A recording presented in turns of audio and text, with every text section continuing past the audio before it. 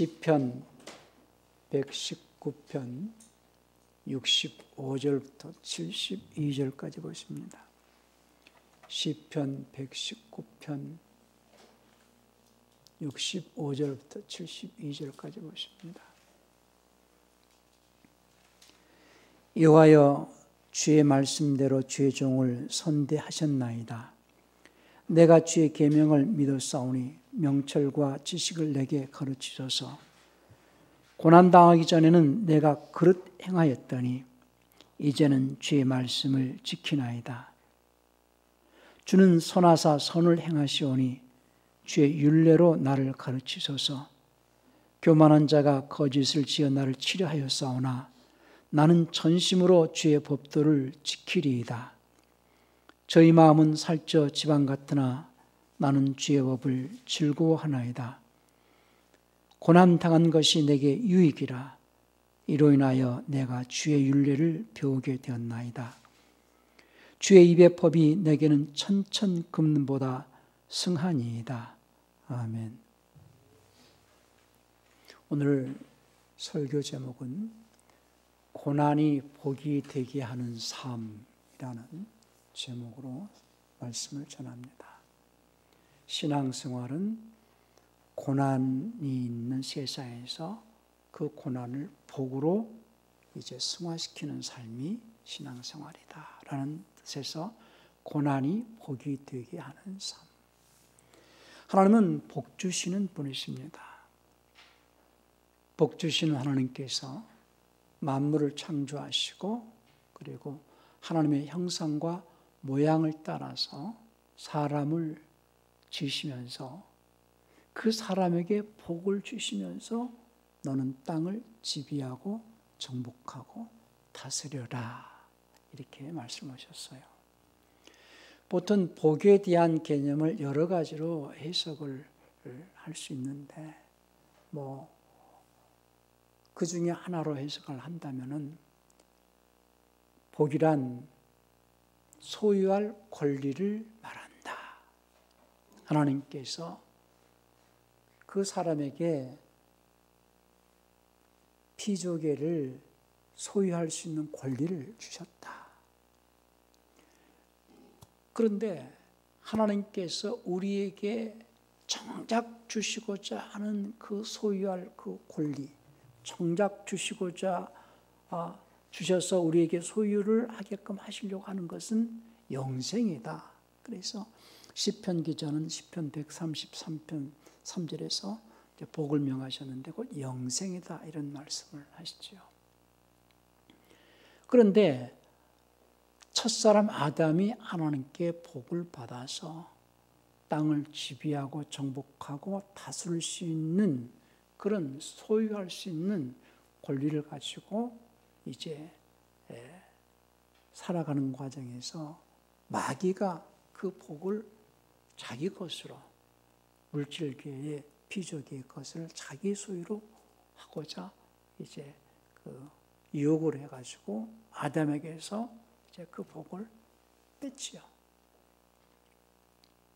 그러나 하나님께서는 아담이 마귀에게 빼앗긴 그 복, 그 아담이 빼앗겼다 할지라도 또다시 이제 하나님께서 정작 주시고자 하시는 그 영생의 복을 주시려는 계획 속에서 이제 역사를 진행해 가시는데요.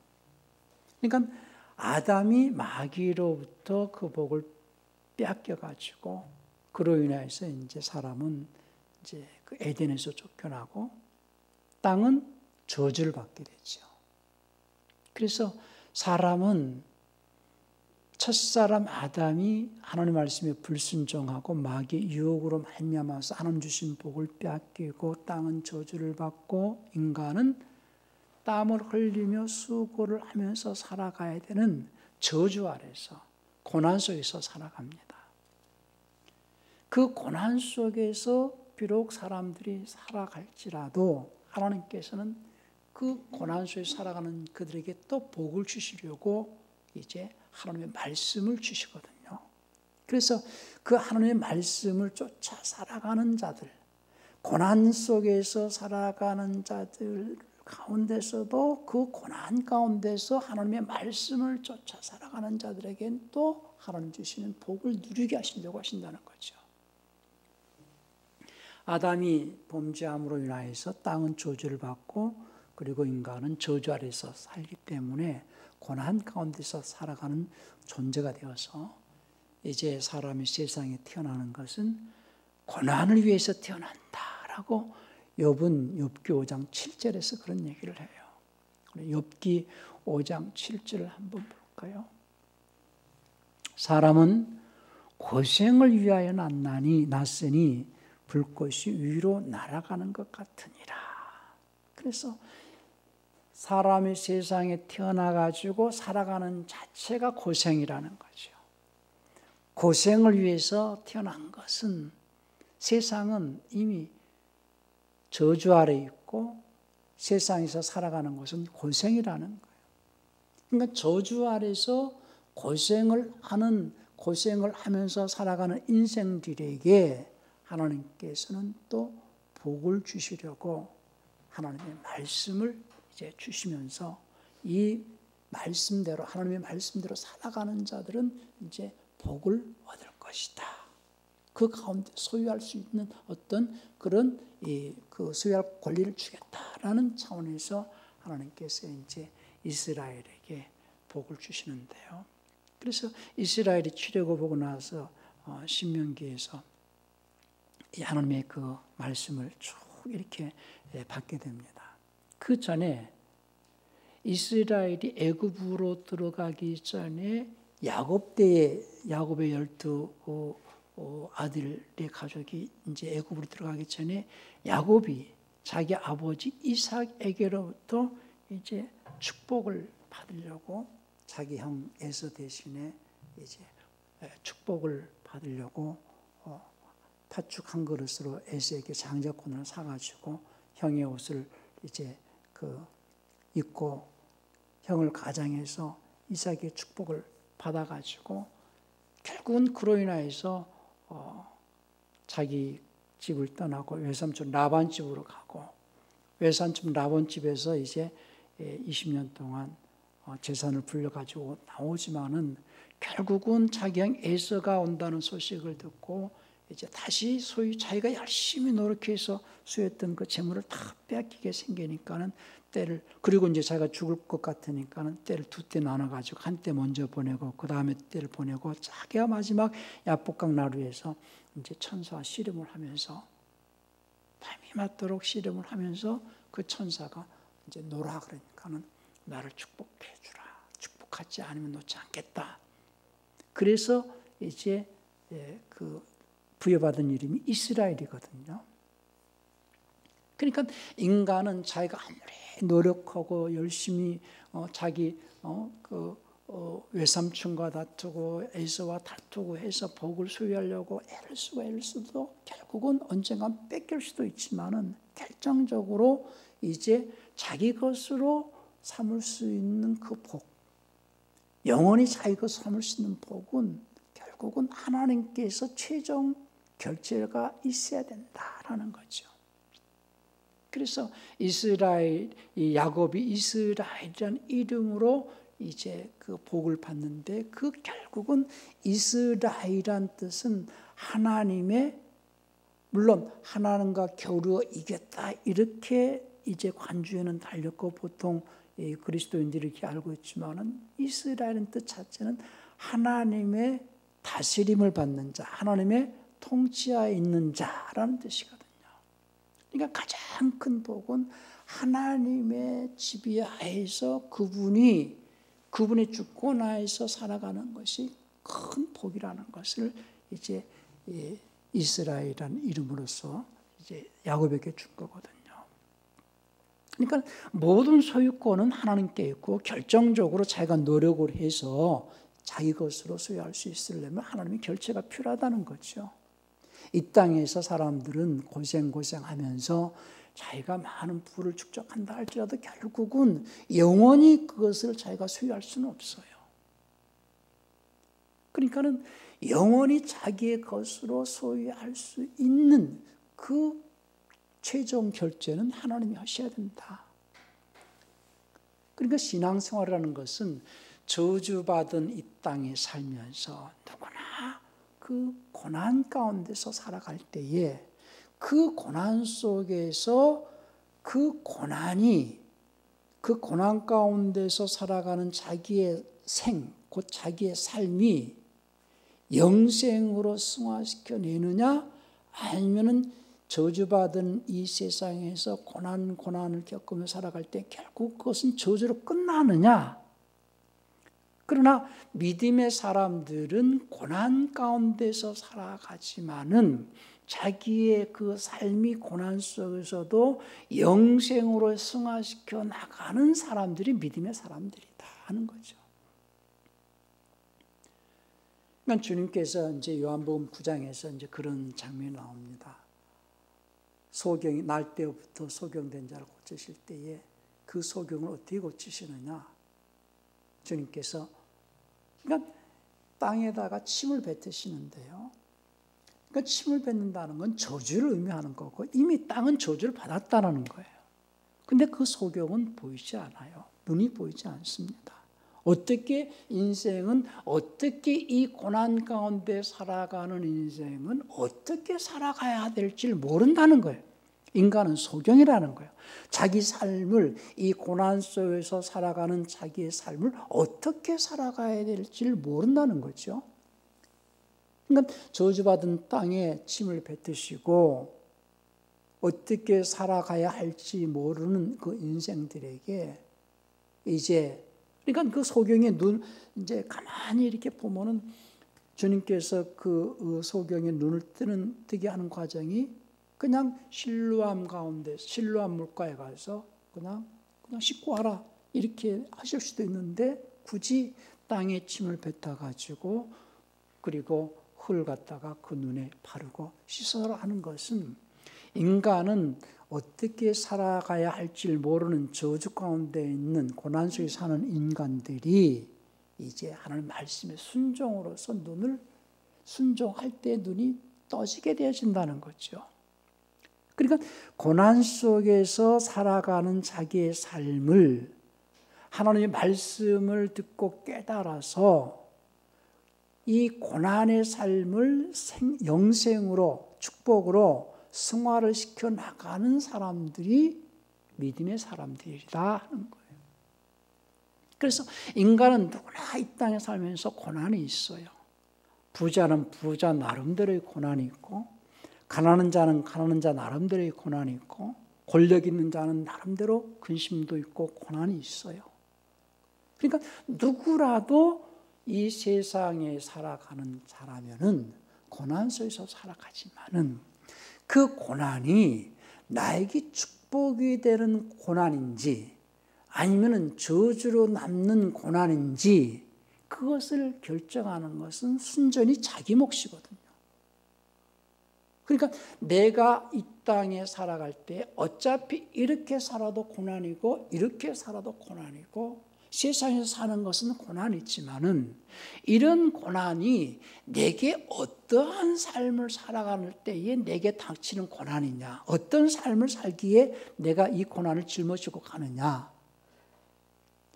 그러니까 주님을 섬기면서 주님을 의지하면서 사는 우리들이 그냥 단순히 의지하면서 산다라기보다도 의지를 하면서 또 주님이 우리에게 맡겨주신 십자가를 지고 나가는 거거든요.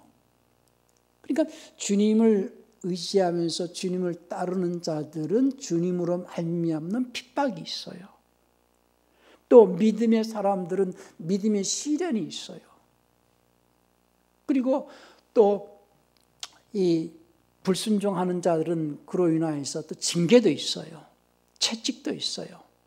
그러니까 지금 내가 살아가는 현재의 나의 환경에서 당면되어진 나의 근심, 걱정, 고민, 어떤 고난들이 이게 나에게는 주님께서 주신 징계인지 채찍인지 아니면 내가 주님 뜻대로 살아가는 과정에서 받는 핍박인지 아니면 시련인지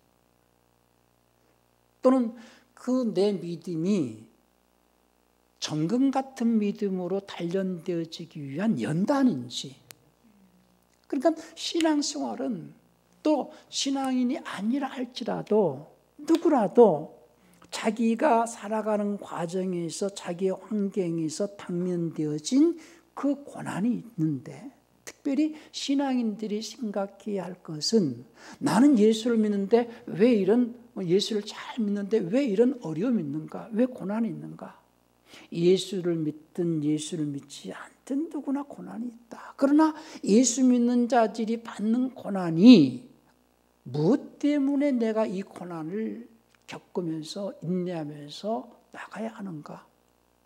때로는 내가 주님 말씀대로 살아갈 때에 이것은 주님께서 말씀하신 대로 나와 및 복음을 위해서 핍박을 받는 자들은 복이 있다.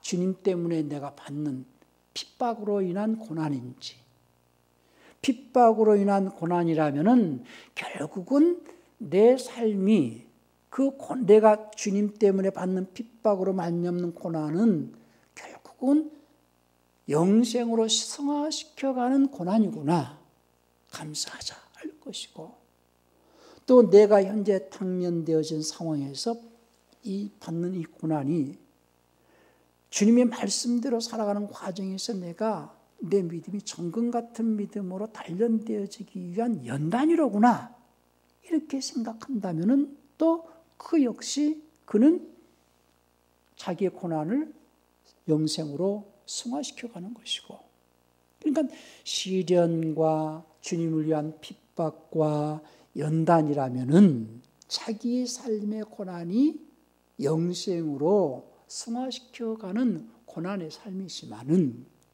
불순종이나 불신앙이라면은 불순종으로 말미암는 것이나 불신앙으로 말미암는 그 고난이라면은 결국은 저주로 끝날 거라는 거죠.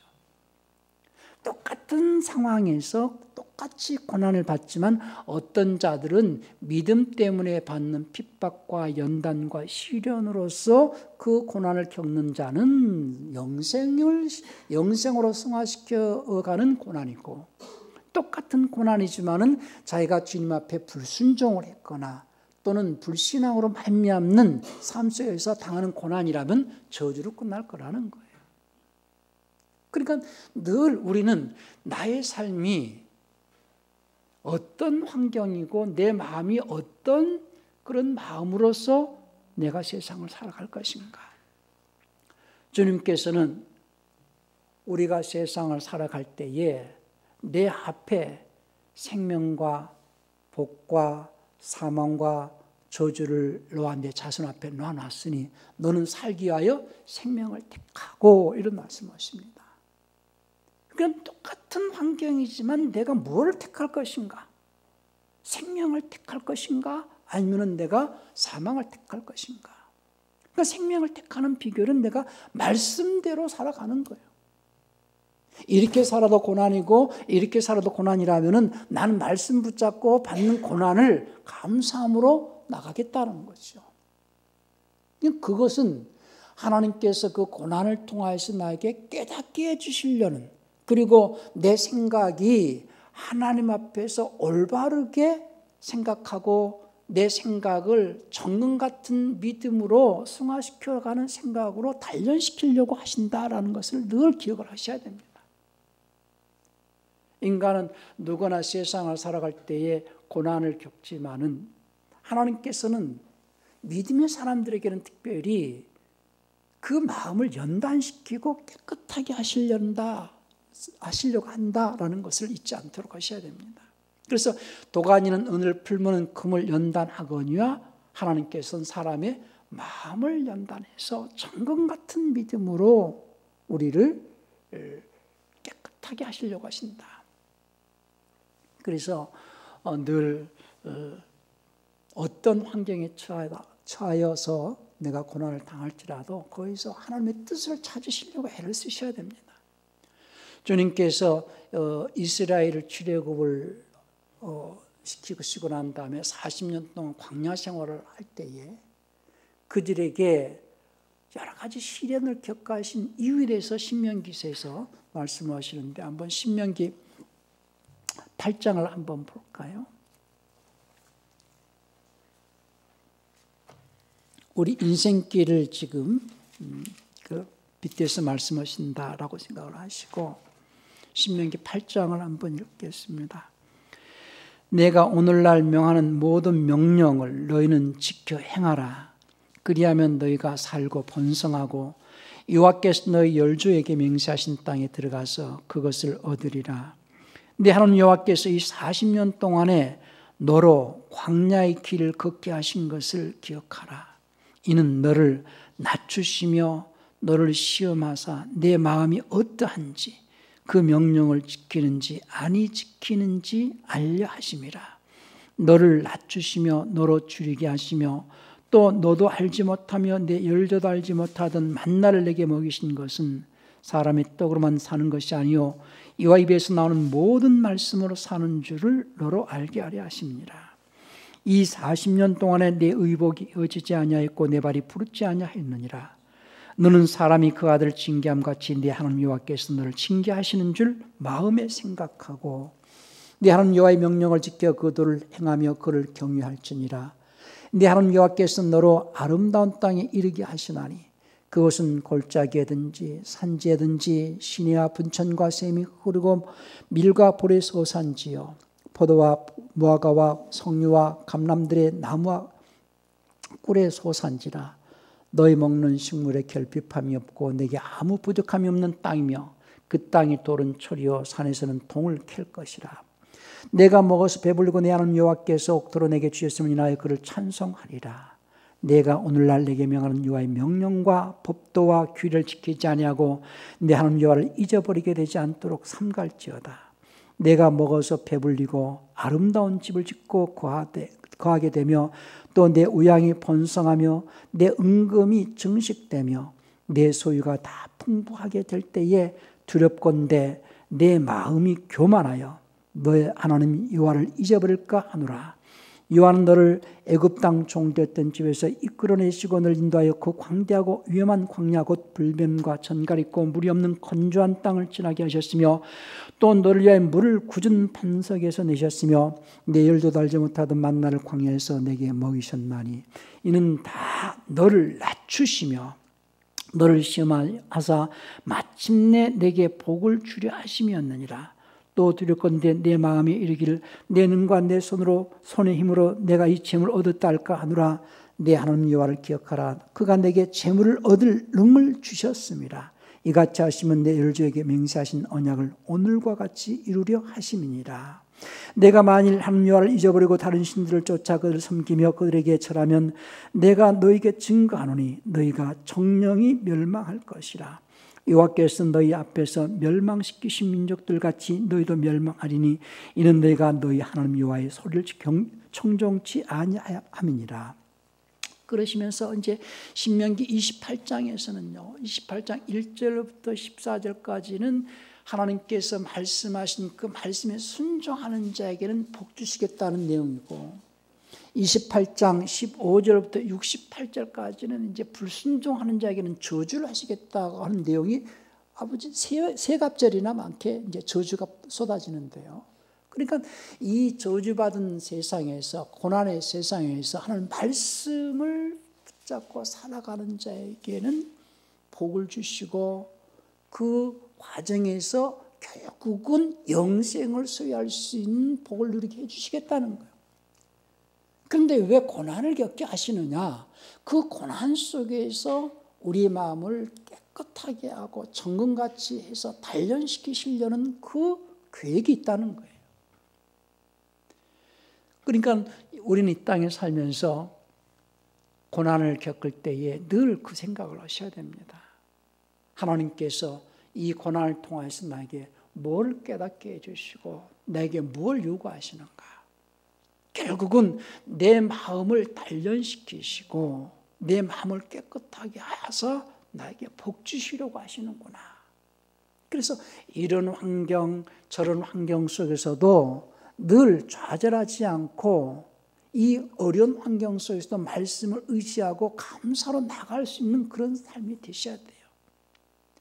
우리는 사람들은 편안할 때 뭔가 좋을 것 같지만은요. 요즘 한참 AI가 뜨고 무엇이든지 이제 컴퓨터 AI에게 물어보면은 심지어는 이제 논문도 써줄 것 같아요. 사람들이요, 생각을 할 수 있는 기회는요, 어려움을 겪고 고난을 겪을 때예요. 사람은 세상을 살아갈 때 문제 없는 사람이 없어요. 내가 세상을 살아갈 때 문제에 딱 봉착하게 되면 사람은 고민을 합니다. 이 문제를 어떻게 해결해야 할 것인가 고민을 하게 돼 있어요. 그래서 그 고민 속에서 생각이 깨닫게 되어지고 그 고민 속에서 뭔가 지혜가 생기게 되고 하는데요. 특별히 그리스도인들은 자기 앞에 어떤 문제가 딱 봉착되어질 때에 기도를 합니다. 그러니까 우리의 신앙생활은 내가 세상을 살아갈 때에 내 앞에 당면되어진 문제는 주님께서 기도하도록 하시려고, 이게 기도의 제목이 되게 하시려고 나에게 문제를 주셨구나 생각을 해서 내 앞에 당면한 문제를 내 지혜와 어떤 내 노력도 필요하겠지만은 무엇보다도 하나님께로부터 지혜를 얻고 깨달음을 얻게 해서 그 문제를 하나하나 풀어나가는 생활이 신앙생활이거든요. 그래서 문제가 있을 때 기도하고 문제가 있을 때 사람들은 생각을 하고 그 생각이 깨닫게 되어지고 진화가 되어짐으로써 자기가 성장하게 돼 있어요. 문제가 없는 자는 성장하지 않습니다. 문제가 있을 때 생각하게 되고 문제가 있을 때 깨닫게 되고 기도하게 되고 그 가운데서 성장하면서 또 하나님 앞에 있다는 것을 아는 자들은 하나님 앞에 바로 서려고 애를 쓴다는 거예요. 하나님께서 나에게 뭘 깨닫게 하시고 이게 내게 징계인지 핍박인지 채찍인지 아니면 연단인지 이거를 잘 생각하게 하시려고. 그래서 우리는 항상 어떤 내 앞에 문제가 생기게 되어질 때에 첫 번째, 내가 하나님 앞에 뭘 잘못했을까? 하나님께서 나에게 뭘 원하시고 뭘 깨우치게 하시려고 하실까? 이걸 먼저 생각을 하셔야 됩니다. 믿음이 없는 사람들은 자기에게 당면한 문제를 밖에서 찾으려고 애를 씁니다. 남 탓을 하고 저 사람이 나쁘고 저 사람이 뭔가 나한테 힘들게 한다 이렇게 생각하면서 뭔가 남 탓을 하고 문제를 밖에서 찾으려고 애를 쓰는 자는 자기를 성장시키는 기회를 놓치게 된다는 걸 잊지 않도록 하셔야 됩니다. 이 문제는 하나님은 이 사람을 통하여서 나를 훈련하시고 하나님 이 환경을 통하여서 나를 단련하시고 나에게 이런 문제가 내 앞에 당면한 것은 하나님께서 내 자신을 돌아보게 해서 뭔가 회개할 것이 있는가? 아니면 내가 하나님 앞에 뭔가 잘못했는가? 그렇게 해서 자기를 돌아보게 하시려고 한다. 그러면서 거기서 나 자신이 하나님 앞에 바로 설 수 있는 기회가 되게 하고 또 내가 하나님 앞에 잘못이 없는데 어떤 어려움이 있다? 나를 단련시키시려고 하시는구나. 항상 문제를 안에서 찾으려고 애를 쓰시기 바랍니다. 우리는요, 하나님의 사람으로서 세상을 살아갈 때에 주님께서 빛과 소금의 역할을 감당하도록 명령하셨는데요. 빛의 역할은요, 쉽게 얘기해서 저는 아침에 기도하면서 주님께서 그런 어떤 깨달음을 주시더라고요. 제가 늘 가끔 요즘엔 주님께서 나에게 세상의 빛이 되라고 말씀하셨는데 등대빛은 못 되더라도 반딧불이라도 되어야 되겠다. 그런 마음을 갖게 하시는데요. 등대빛은 반드시 반사판이 있어야지 등대가 빛을 비출 수 있거든요. 그러니까 그리스도인들은 반드시 거울과 등대, 자기를 비춰볼 수 있는 거울이 필요하고요. 그래서 먼저는 빛을 비추기 전에 자기 자신을 비춰서 자기의 허물을 깨끗하게 하는 것이 우선이구나 하는 걸 깨닫게 돼요. 그러니까 하나님의 말씀은 내 마음판에, 그러니까 신약의 내용은 내 마음판의 거울과 같아서 내 마음이 혹 하나님 앞에 잘못되어져 있지 않는가. 먼저는 자기의 마음을 깨끗하게 하기 위한 거울이 필요하고요. 그래서 깨끗하게 하는 삶을 통하여 가지고 또 빛을 발할 수 있다라고 저는 생각을 해요. 그렇기 때문에 세상을 살아갈 때에 자기 앞에 당면한 문제, 또 어떤 사람 때문에 받는 어떤 어려움, 또 자기 앞에 당면한 여러 가지 어떤 어려운 환경, 이런 모든 것들을 내가 하나님 앞에서 내가 이 당하는 이 고난의 문제들을 어떻게 생명으로 승화시켜 나갈 것인가라고 늘 고민을 하셔야 됩니다. 우리는 범사에 하나님을 인정하는 생활이 신앙생활이에요. 범사에. 저는 가끔 그런 생각을 해요. 하나님은 농부시다라고 요한복음 15장에서 말씀하셨는데요. 농부는 농사일을 하지요. 농사를 할 때에 작물을 최적의 환경으로 작물을 키워서 열매를 거두려고 하는 게 농사거든요.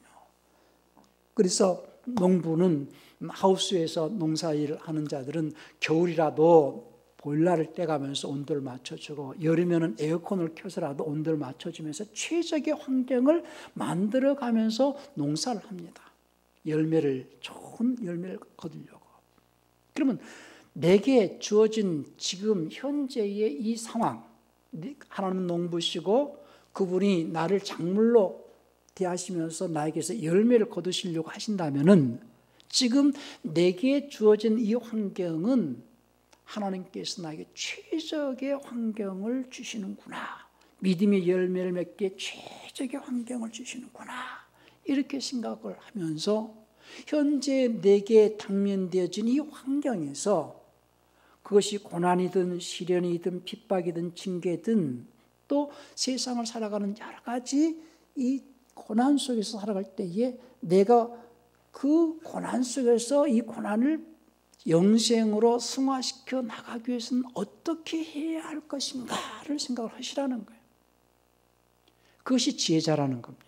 그것이 믿음의 사람이라는 겁니다. 그래서